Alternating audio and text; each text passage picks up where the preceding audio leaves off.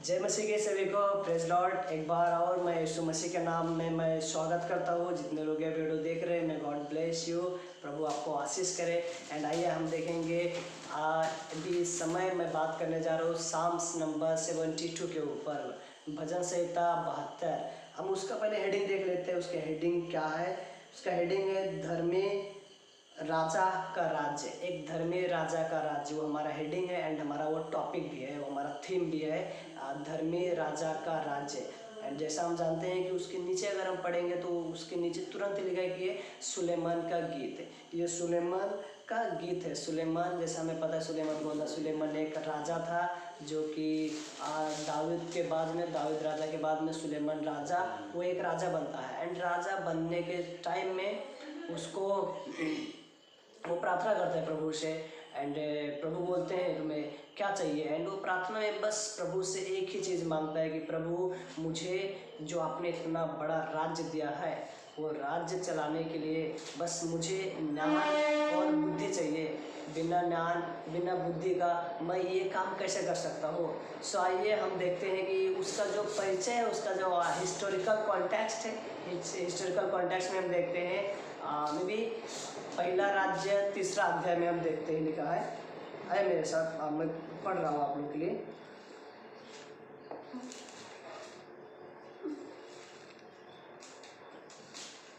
पहला राज्य, इसका 3 अध्याय में डायरेक्ट 5 से लेकर 10 तक है, लेकिन मैं डायरेक्ट 10 पढ़ रहा हूँ। उसमें क्या लिखा है?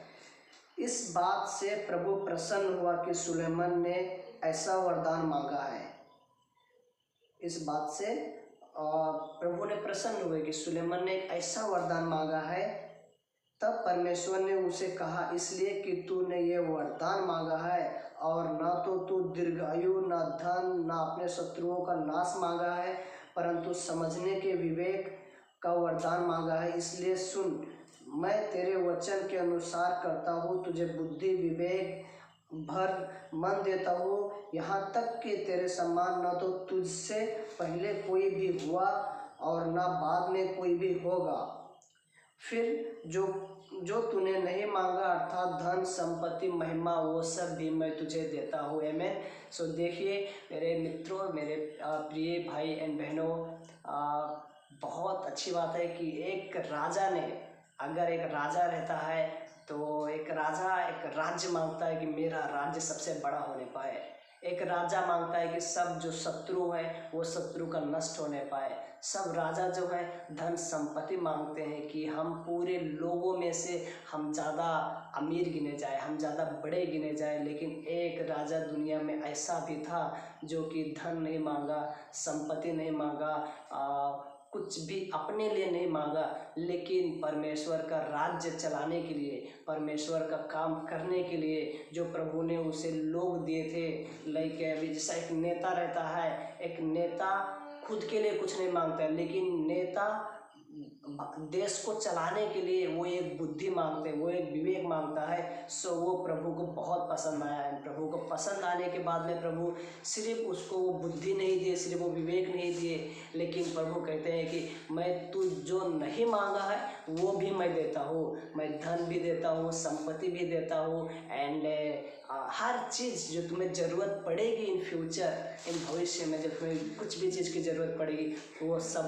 सब भी मैं दूंगा बोल के। कितनी खुशी की बात है कि हमें एक सही डिसीजन लेकर मांगना बहुत ज़रूरी है।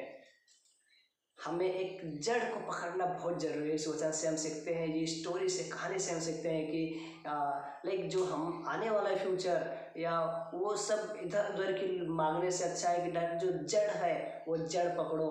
परमेश्वर बहुत प्रसन्न हुए कि उसने बुद्धि मांगा, क्योंकि प्रभु के लोगों को चलाने के लिए, प्रभु के लिए मांगा उसने कि प्रभु मैं आपका सेवा करना चाहता हूँ, मैं आपकी मिनिस्ट्री करना चाहता हूँ, मैं आपके काम के लिए मैं ये मांग रहा हूँ। अगर हम प्रभु के काम के लिए अगर हम कुछ मांगते हैं तो यकीन मानो परमेश्वर बाकी सारी चीज़ हमें देता है। आमीन। तो ये जो है, ये एक, जैसा कि हम देखें कि एक राजा तो ये साम 72 ये एक रॉयल किंगशिप के बारे में कहा जाता है। पूरा जो अगर हम पूरा पढ़ेंगे, एक राजा के बारे में लिखा है, राजा ने एक गीत गाया है, जैसा राजा को कुछ गिफ्ट मिला परमेश्वर की ओर से तो वो गीत गा रहा है, ये एक है। आइए हम इसका मैं आउटलाइन बता देता हूँ। 1 से लेकर 4 में लिखा है धर्मी राजा का राज्य, एंड 5 से लेकर 7 में लिखा है शांति समृद्धि का राज्य, एंड 8 से लेकर 11 में लिखा है विश्वासयापी राज्य, एंड 12 से लेकर 14 में लिखा है गरीबों के लिए राजा, एंड 5 में लिखा है उसके राजा में आशीष और आराधना, जो कि 15 से 17 में पाया जाता है। एंड लास्ट 6वां पॉइंट है 18 से लेकर 20 परमेश्वर की स्तुति। हम स्टार्टिंग में देखें, स्टार्टिंग में हम क्या देखें कि धर्मी राजा का राज्य, एंड लास्ट में एक आता है, एंड होता है, उसका समाप्त होता है प्रभु को स्तुति करते हुए, प्रभु को महिमा करते हुए। सो आइए हम छोटे छोटे शब्दों में, जो मैं 6 पॉइंट बताता हूँ, मैं जल्दी जल्दी ये सब 6 पॉइंट को मैं छोटे शब्दों में मैं एक्सप्लेन करता हूँ। सो आइए हम देखते हैं।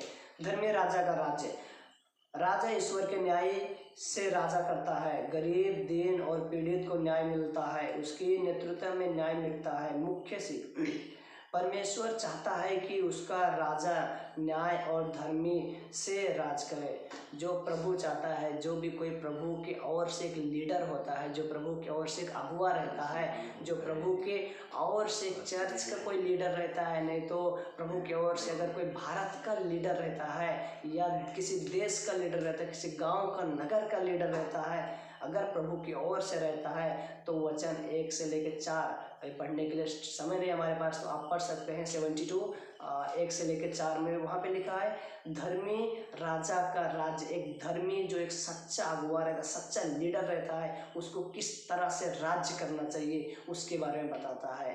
एंड अगर वो प्रभु का राज्य समझ के कर रहा है, प्रभु का लोगों का काम समझ के कर रहा है, सो प्रभु उसे बहुत आशीष एंड बहुत बरकत, बहुत ब्लेसिंग प्रभु उसे देते हैं।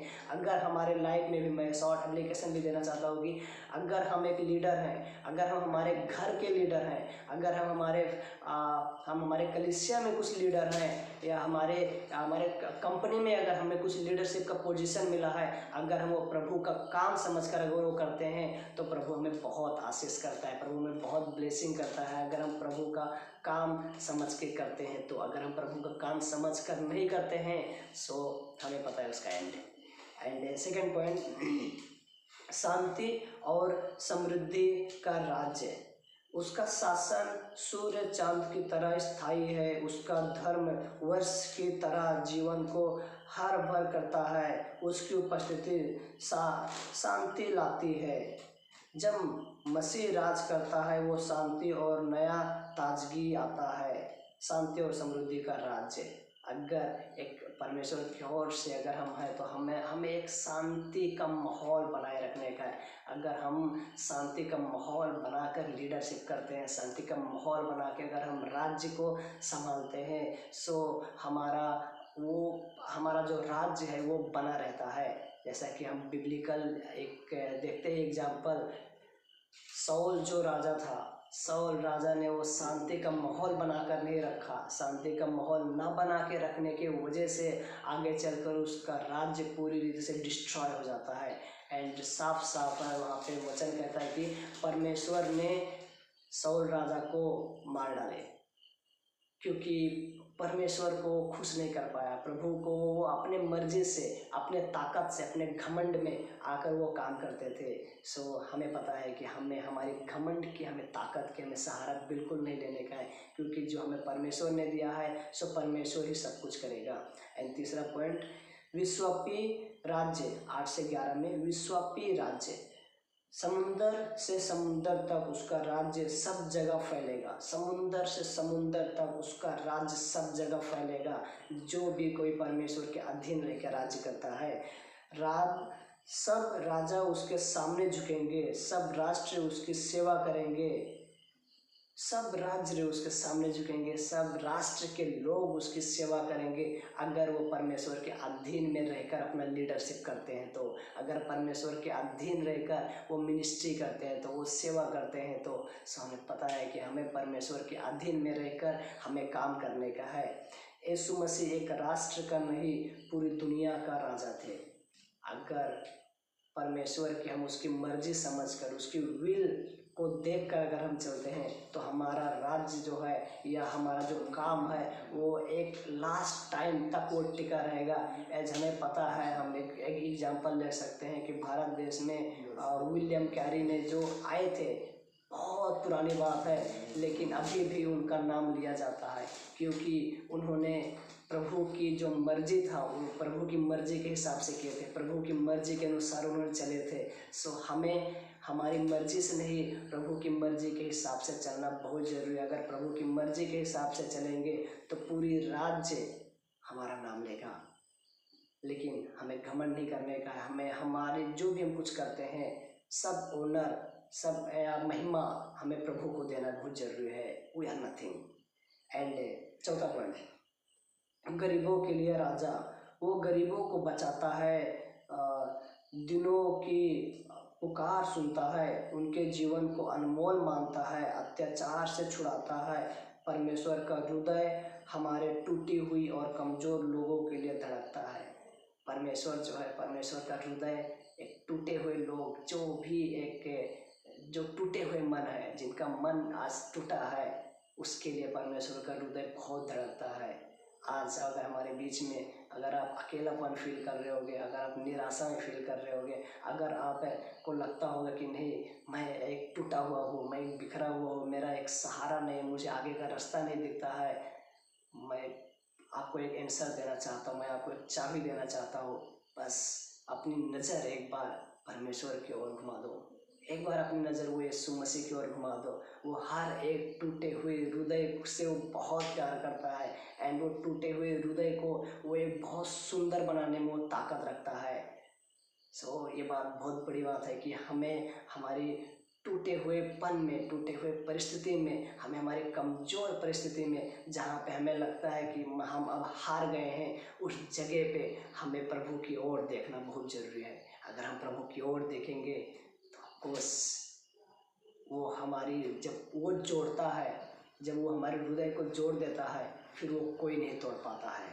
आमीन। हमें परमेश्वर की ओर रहना, उसके हुजूरी में रहना बहुत अच्छी बात है। एंड पाँचवें पॉइंट में हम देखते हैं, उसके राज्य में आशीष और आराधना। उसके राज्य में, परमेश्वर के राज्य में आशीष और आराधना बहुत ज़रूरी है। उसका राज्य आशीष से भरा है, उसके नाम को सदा सदा महिमा मिलेगी, उसके माध्यम से सारी जातियाँ आशीष पाएंगे। सच्ची समृद्धि और आशीष हमेशा मसीह के राजा से आती है। जो सच्ची आशीष है, सच्ची ब्लेसिंग है, वो हमें बस परमेश्वर की ओर से आती है। उसके लिए हम उसकी कमांडमेंट को, उसकी आज्ञा को पालन करना बहुत ज़रूरी है, उसके अधीन रहना बहुत ज़रूरी है। एंड जो कुछ यीशु मसीह ने हमें सिखाए हैं, स्पेशली मत्ती 28:18-20 में कहा गया है, जाओ और सुसमाचार शेयर करो। जैसे तुम्हें एक नया जीवन मिला है, जैसे तुमने एक सत्य को जाना है, जैसा तुम्हारा जीवन एक बदला हुआ है, वैसे हमें दूसरों का जीवन बदलना बहुत ज़रूरी है परमेश्वर की मदद के द्वारा। सो वो उसकी आज्ञा वो पालन करना बहुत ज़रूरी है। अगर हम उसकी आज्ञा वो पालन नहीं करते हैं तो इट इज़ नॉट गुड, ये अच्छी बात नहीं है। हमें उसकी आज्ञा को पालन करना बहुत ज़रूरी है। लास्ट हम फाइनल लेते हैं, परमेश्वर की स्तुति। धन्य है यहोवा जो अद्भुत काम करता है, सारी पृथ्वी उसकी महिमा से भर जाए। हम आशीष का स्रोता परमेश्वर ही से महिमा मिलती है। हर आशीष का स्रोता, हर आशीष का जो स्रोत है, जो हर कुछ जो ब्लेसिंग है हमारे जीवन के ऊपर, इवन हमारा खाना, कपड़ा, हर एक चीज़, वो केवल वो परमेश्वर की ओर से ही आता है। हाँ, हम कह सकते हैं कि हम काम करते हैं, हम ड्यूटी करते हैं, हम जॉब करते हैं, लेकिन वो जॉब दिलाने वाला कौन है? समझ लो, जॉब बॉस दिलाता है, वो उसका जो स्टार्ट है ना, सोर्स है ना, वो परमेश्वर की ओर से ही आता है। अगर हम और हम उसको रिसर्च करते जाए तो हमारे हर एक नीड, हर एक ज़रूरत, हर एक चीज़ को पुरोठा करने वाला केवल परमेश्वर ही है। सो मैं यहाँ पे वाइंड अप करना चाहता हूँ एंड जस्ट मैं एक जो मैं पॉइंट बताया उसको मैं फिर से एक बार रिवीज करना चाहता हूँ आप लोग के लिए। पहला जैसे मैं बताया, अपने जीवन में मसीह को राजा बनाने दो। हम हमारे जीवन में मसीह यीशु मसीह को राजा बनाना बहुत ज़रूरी है। जहाँ यीशु राज करता है वहाँ शांति, न्याय और जीवन आता है। जहाँ पे यीशु राज करते हैं वहाँ पे सुकून मिलता है। एंड सेकेंड है, गरीब और कमज़ोरों के प्रति दया दिखाएं। हमें गरीब और कमज़ोरों के प्रति दया दिखाने का है, जिस तरह से यीशु मसीह ने किए हैं उस तरह से जब हम उसके डिसाइपल्स होने के नाते, जब बिलीवर होने के नाते हमें लोगों के प्रति एक दया, एक प्यार रहना चाहिए। एंड तीसरा, अपने घर में न्याय और सत्य को बढ़ावा दे। अपने घर में न्याय, अपने घर में सत्य, अपने घर में एक अच्छा लीडर, अपने घर में एक अच्छी लीड करना, मसीह जीवन, न्यायपूर्ण चरित्र दिखाई देना चाहिए। हमें हमारे घर में, हमारे फैमिली में हमारा उसका एक गुड कैरेक्टर हमें दिखाई देना बहुत ज़रूरी है। अगर हमारे घर में हमारा एक अच्छा कैरेक्टर नहीं है so it's not good. And चौथा, राष्ट्र के लिए प्रार्थना। हमें हमारे राष्ट्र के लिए प्रार्थना करना बहुत ज़रूरी है। मसीह का राजा हर जाति पर फैला, या हमारी जिम्मेदारी प्रार्थना है। राष्ट्र के लिए प्रार्थना करना बहुत ज़रूरी है, क्योंकि किसी ने तो प्रार्थना किए थे महाराष्ट्र के लिए। जैसे मैं महाराष्ट्र में रहता हूँ, किसी ने तो महाराष्ट्र के लिए प्रार्थना किए थे, मैं उद्धार पाया हूँ। वैसा ही मेरी काम है कि मुझे दूसरों राष्ट्र के लिए मुझे प्रार्थना करना ज़रूरी है। बहुत सारे जगह पे आज प्रभु गॉस्पेल नहीं पहुँचा है, सो हमें प्रार्थना करना बहुत ज़रूरी है। हमारी प्रार्थना से ही बदलती है। आमीन। हमें बिलीव करना चाहिए कि हमारी हर एक छोटी प्रार्थना से, अगर हम यहाँ पे प्रार्थना करते हैं दूसरे जगह, वो वहाँ पे कुछ नया बदलाव होता है। एंड लास्ट, हर परिस्थिति में परमेश्वर की महिमा करें।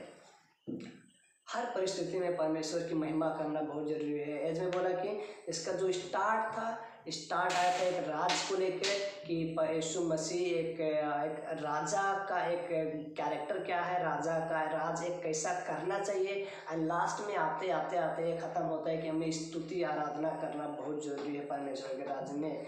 तो आइए हम इधर कंक्लूजन ख़त्म करते हैं। भजन संहिता 72 सिर्फ एक राजा का वर्णन नहीं, ये राजाओं के राजा यीशु की भविष्यवाणी है। ये एक भविष्यवाणी है, राजाओं की राजा की भविष्यवाणी है।